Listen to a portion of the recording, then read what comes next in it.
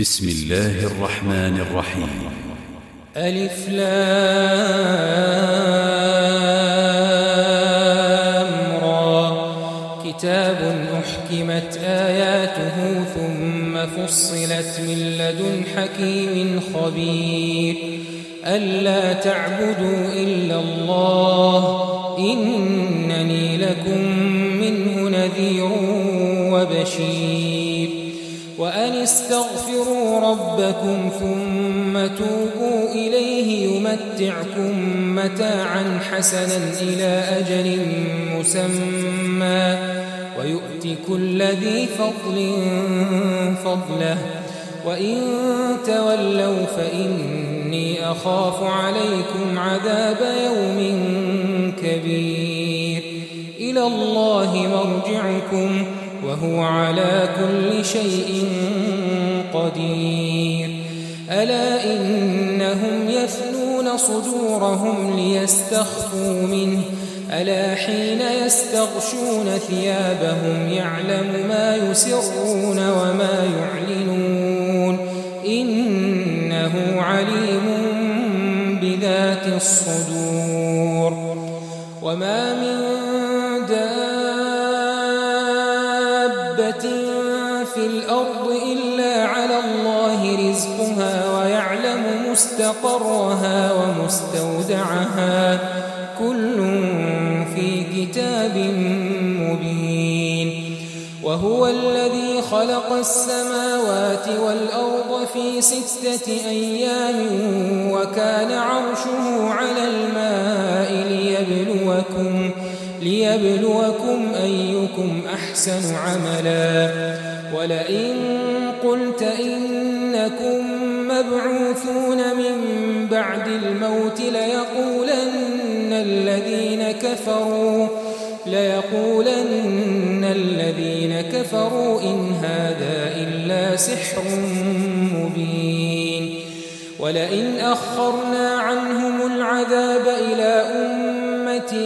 معدودة ليقولن ما يحبسه ألا يوم يأتيهم ليس مصروفا عنهم وحاق بهم ما كانوا به يستهزئون. ولئن أذقنا الإنسان منا رحمة ثم نزعناها منه إنه ليئوس كفور. ولئن أذقناه نعماء بعد ضراء مسته ليقولن ذهب السيئات عني إنه لفرح فخور. إلا الذين صبروا وعملوا الصالحات أولئك لهم مغفرة وأجر كبير. فلعلك تارك بعض ما يوحى إليك وضائق به صدرك أن يقولوا لولا أنزل عليه كنز أو جاء معه ملك إنما أنت نذير والله على كل شيء وكيل. أم يقولون افتراه قل فأتوا بعشر سور مثله مفتريات وادعوا من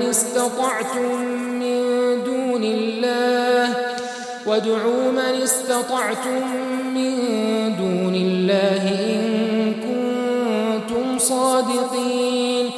فإن لم يستجيبوا لكم فاعلموا أنما أنزل بعلم الله وأن لا إله إلا هو فهل أنتم مسلمون. من كان يريد الحياة الدنيا وزينتها نوفي إليهم أعمالهم فيها وهم فيها لا يبخسون. أولئك الذين ليس لهم في الآخرة إلا النار وحبط ما صنعوا فيها وباطل ما كانوا يعملون.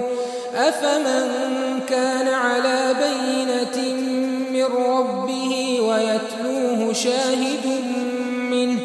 ويتلوه شاهد منه ومن قبله كتاب موسى إماما ورحمة أولئك يؤمنون به ومن يكفر به من الأحزاب فالنار موعده فلا تك في مرية منه إنه الحق من ربك ولكن أكثر الناس لا يؤمنون ومن أظلم ممن افترى على الله كذبا أولئك يعرضون على ربهم ويقول الأشهاد هؤلاء الذين كذبوا على ربهم ألا لعنة الله على الظالمين الذين يصدون عن سبيل الله ويبغونها عوجا وهم بالآخرة هم كافرون أولئك لم يكونوا معجزين في الأرض وما كان لهم من دون الله من أولياء يضاعف لهم العذاب ما كانوا يستطيعون السمع وما كانوا يبصرون أولئك الذين خسروا أنفسهم وضل عنهم ما كانوا يفترون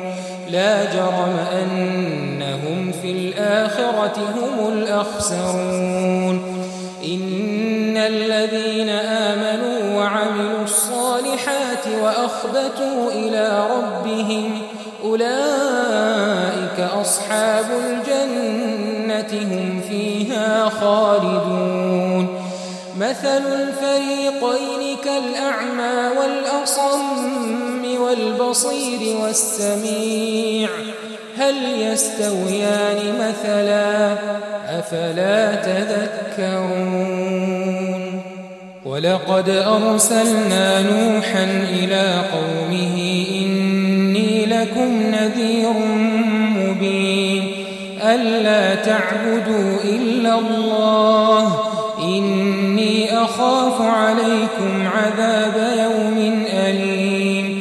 فقال الملأ الذين كفروا من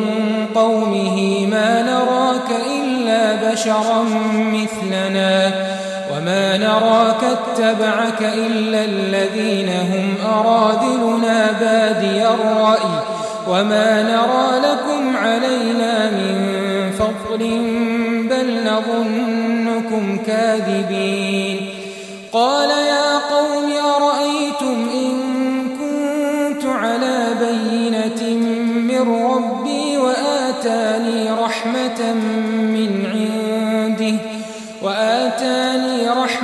من عنده فعميت عليكم أنلزمكموها وأنتم لها كارهون ويا قوم لا أسألكم عليه مالا إن أجري إلا على الله وما أنا بطارد الذين آمنوا إنهم ملاقو ربهم ولكني أراكم قوما تجهلون ويا قوم من ينصرني من الله إن طردتهم أفلا تذكرون ولا أقول لكم عندي خزائن الله ولا أعلم الغيب ولا أقول إني ملك ولا أقول للذين تزدري أعينكم لن يؤتيهم الله خيرا الله أعلم بما في أنفسهم إني إذا لمن الظالمين قالوا يا نوح قد جادلتنا فأكثرت جدالنا فأتنا بما تعدنا إن كنت من الصادقين قال إنما سيأتيكم به الله إن شاء وما أنتم بمعجزين ولا ينفعكم نصحي إن أردت أن أنصح لكم إن كان الله يريد أن يغويكم هو ربكم وإليه ترجعون أم يقولون افتراه قل إن افتريته فعلي إجرامي وأنا بريء مما تجرمون وأوحي إلى نوح أنه لن يؤمن من قومك إلا من قد آمن فلا تبتئس بما كانوا يفعلون واصنع الفلك بأعيننا ووحينا ولا تخاطبني في الذين ظلموا إنهم مغرقون ويصنع الفلك وكلما مر عليه ملأ من قومه سخروا منه قال إن تسخروا منا فإنا نسخر منكم كما تسخرون فسوف تعلمون من يأتيه عذاب يخزيه ويحل عليه عذاب مقيم حتى إذا جاء أمرنا وفارت النور قل نحمل فيها من كل زوجين اثنين وأهلك إلا من سبق عليه القول وما آمن معه إلا قليل وقال اركبوا فيها بسم الله مجريها ومرساها إن ربي لغفور رحيم وهي تجري بهم في موج كالجبال ونادى نوح ابنه وكان في معزل يا بني اركب معنا ولا تكن مع الكافرين قال سآوي إلى جبل يعصمني من الماء قال لا عاصم اليوم من أمر الله إلا من رحم وحال بينهما الموج فكان من المغرقين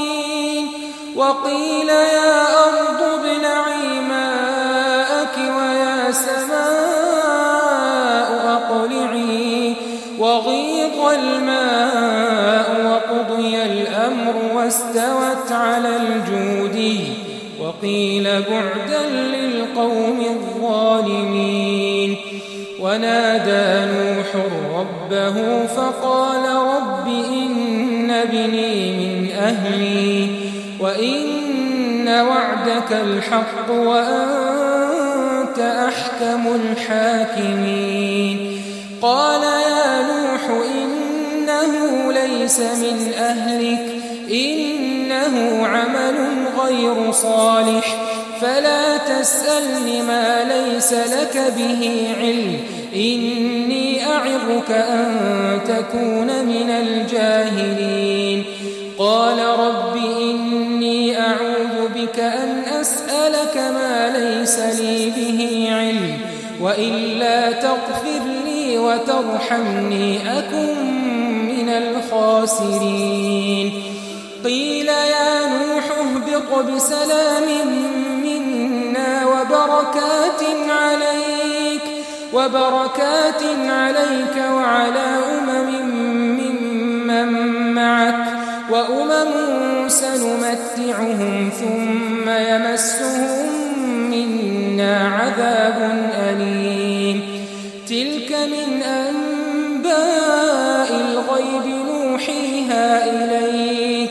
ما كنت تعلمها أنت ولا قومك من قبل هذا فاصبر إن العاقبة للمتقين وإلى عاد أخاهم هودا قال يا قوم اعبدوا الله ما لكم من إله غيره إن أنتم إلا مفترون تتمتعون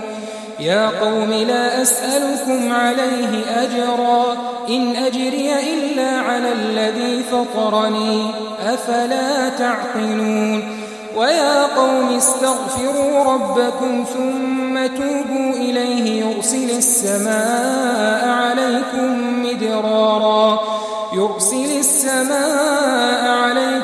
مدرارا ويزدكم قوة إلى قوتكم ولا تتولوا مجرمين قالوا يا هود ما جئتنا ببينة وما نحن بتاركي آلهتنا عن قولك وما نحن لك بمؤمنين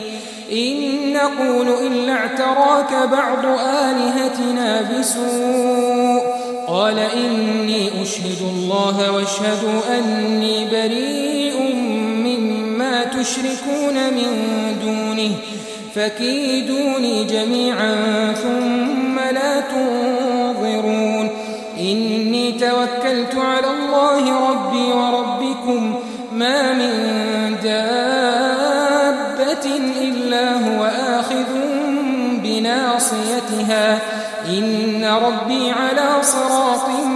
مستقيم فإن تولوا فقد أبلغتكم ما أرسلت به إليكم ويستخلف ربي قوما غيركم ولا تضرونه شيئا إن ربي على كل شيء حفيظ ولما جاء أمرنا نجينا هودا والذين آمنوا معه برحمة منا ونجيناهم من عذاب غليظ وتلك عاد جحدوا بآيات ربهم وعصوا رسله واتبعوا أمر كل جبار عنيد وأتبعوا في هذه الدنيا لعنة ويوم القيامة ألا إن عادا كفروا ربهم ألا بعدا لعاد قوم هود وإلى ثمود أخاهم صالحا قال يا قوم اعبدوا الله ما لكم من إله غيره هو أنشأكم من الأرض واستعمركم فيها فاستغفروه ثم توبوا إليه إن ربي قريب مجيب قالوا يا صالح قد كنت فينا مرجوا قبل هذا أتنهانا أن نعبد ما يعبد آباؤنا وإننا لفي شك مما تدعونا إليه مريب قال يا قوم أرأيتم إن كنت على بينة من ربي وآتاني منه رحمة فمن ينصرني من الله إن عصيته فما تزيدونني غير تخسير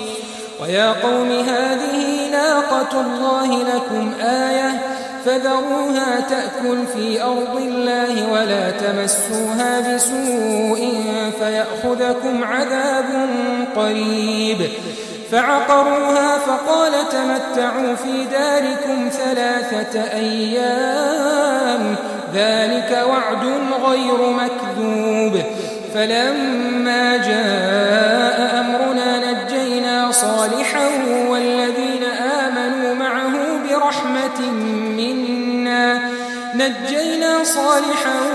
والذين آمنوا معه برحمة منا ومن خزي يومئذ إن ربك هو القوي العزيز وأخذ الذين ظلموا الصيحة فأصبحوا في ديارهم جاثمين كأن لم يغنوا فيها ألا إن ثمود كفروا ربهم ألا بعدا لثمود ولقد جاءت رسلنا إبراهيم بالبشرى قالوا سلاما قال سلام فما لبث أن جاء بعجل حنيذ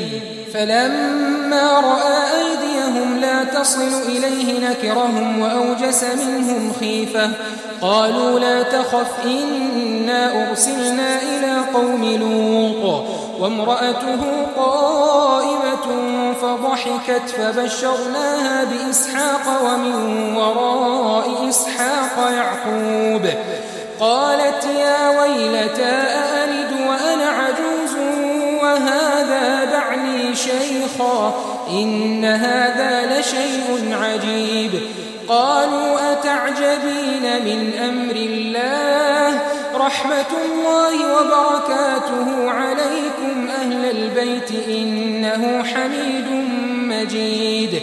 فلما ذهب عن إبراهيم الروع وجاءته البشرى يجادلنا في قوم لوط إن إبراهيم لحليم أواه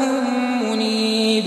يا إبراهيم أعرض عن هذا إنه قد جاء أمر ربك وإنهم آتيهم عذاب غير مردود.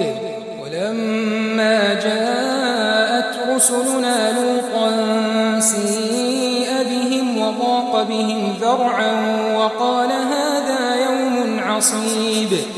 وجاءه قومه يهرعون إليه ومن قبل كانوا يعملون السيئات. قال يا قوم هؤلاء بناتي هن أطهر لكم فاتقوا الله ولا تخزون في ضيفي أليس منكم رجل رشيد. قالوا لقد علمت ما لنا في بناتك من حق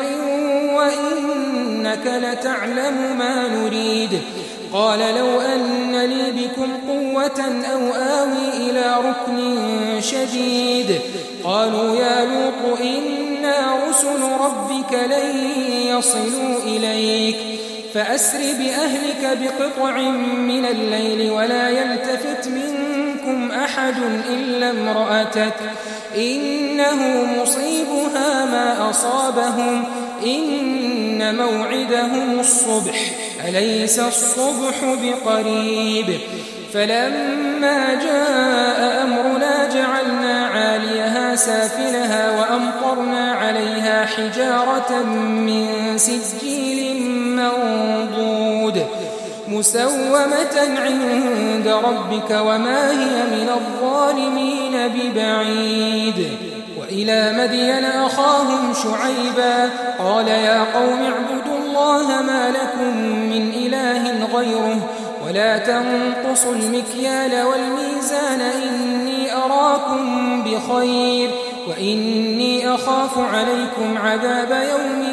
محيط. ويا قوم أوفوا المكيال والميزان بالقسط ولا تبخسوا الناس أشياءهم ولا تعثوا في الأرض مفسدين.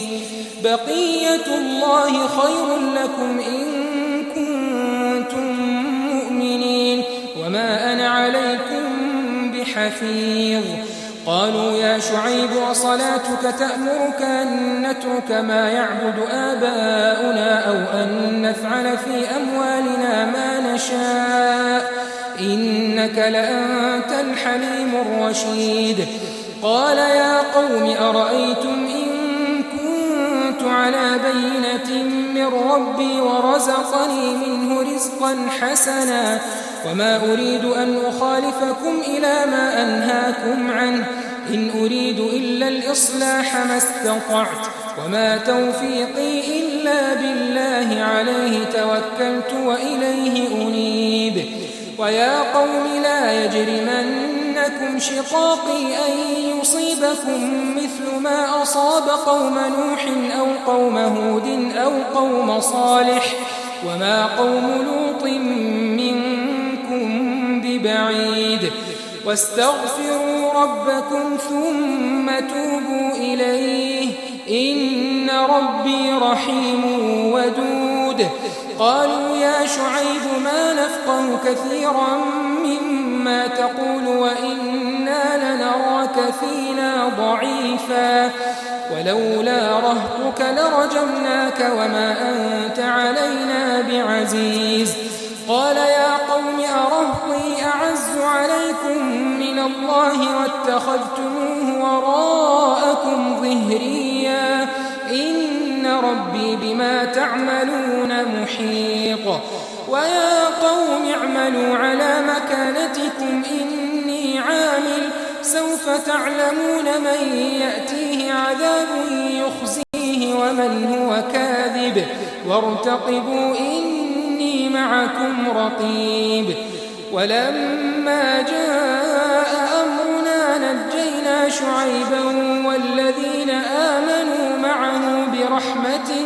منا وأخذت الذين ظلموا الصيحة فأصبحوا في ديارهم جاثمين كأن لم يغنوا فيها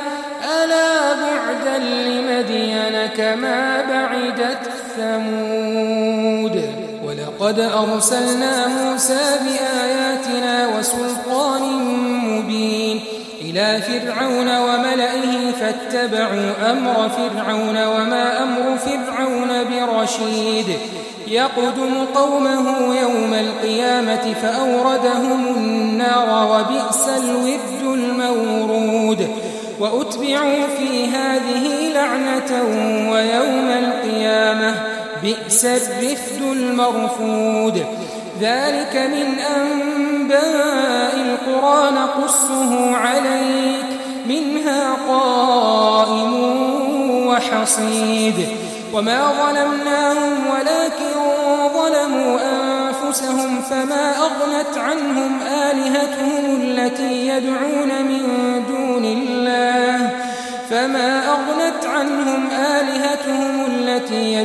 من دون الله من شيء لما جاء أمر ربك وما زادوهم غير تتبيب. وكذلك أخذ ربك إذا أخذ القرى وهي ظالمة إن أخذه أليم شديد. إن في ذلك لآية لمن خاف عذاب الآخرة ذلك يوم مجموع له الناس وذلك يوم مشهود وما نؤخره إلا لأجل معدود. يوم يأتي لا تكلم نفس إلا بإذنه فمنهم شقي وسعيد. فأما الذين شقوا ففي النار لهم فيها زفير وشهيق خالدين فيها ما دامت السماوات والأرض إلا ما شاء ربك إن ربك فعال لما يريد. وأما الذين سعدوا ففي الجنة خالدين فيها ما دامت السماوات والأرض إلا ما شاء ربك عطاء غير مجذوذ. فلا تك في مرية مما يعبد هؤلاء ما يعبدون إلا كما يعبد آباؤهم من قبل وإنا لموفوهم نصيبهم غير منقوص. ولقد آتينا موسى الكتاب فاختلف فيه ولولا كلمة سبقت من ربك لقضي بينهم وإنهم لفي شك منه مريب. وإن كلا لما ليوفينهم ربك أعمالهم إنه بما يعملون خبير. فاستقم كما أمرت ومن تاب معك ولا تطغوا إنه بما تعملون بصير. ولا تركنوا إلى الذين ظلموا فتمسكم النار وما لكم من دون الله